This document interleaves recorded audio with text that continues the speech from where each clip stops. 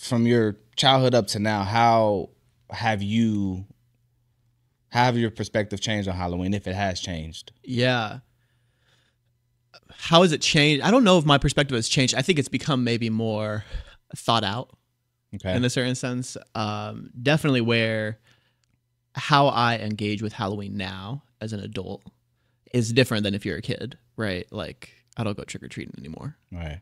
But we live in a space where kids will come trick-or-treating and we'll pass out candy to them, right? Like, we're not going to shut our lights off and be like, go away. We don't celebrate Halloween here kind of house. And it's a ton of fun. Like, all I can handing think out of candy is to that kids. scene from It's so Adam fun. Sandler, Big Daddy.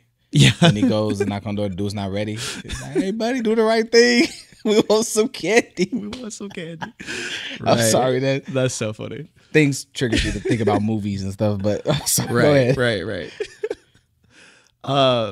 No, but I've definitely thought, I've had to spend some time thinking about what it means to celebrate Halloween as a Christian. Is it something that we should do? You know, like it's if you grow up in the church, right? I think, at least my experience is, you're around a lot of people who speak very differently about Halloween. Like, there's some people in the church who don't really care that deeply about it. Some people who are really convinced that this is something nobody should do, or like my parents were, like, with boundaries, right? And so I think growing up in the church, I was forced to reconcile with, like, oh, it seems like this is something people think about or care about.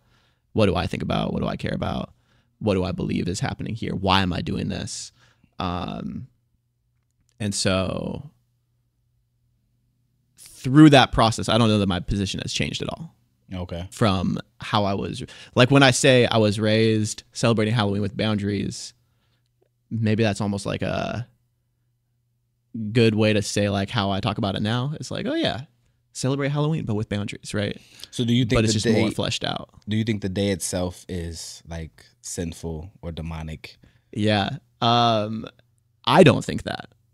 I know a good number of folks who do. Okay. Yeah, but I'm just not convinced that that's actually true about, like, what Halloween is. Like, there's a number of things that I've been able to, a while ago, I forget what newspaper it was in, but there were like some articles put out by, like, Christian historians about Halloween, and I remember reading them and thinking, oh yeah, this makes sense. Like, this, like, the normal way that we talk about it, where it's like this pagan holiday and it's still a pagan holiday, the history is more complicated than that. Yeah. Especially in the US. I mean, like, the US was not founded by people who were pagans, right? Like, they had a different framework than, like, the people who we say created Halloween, right? Like, those old school European pagan dudes or whatever. It's like, those aren't the people that came to the US. And so why are we celebrating in the US now? And so there's, like, a history to that, right? That I think is a little more complicated.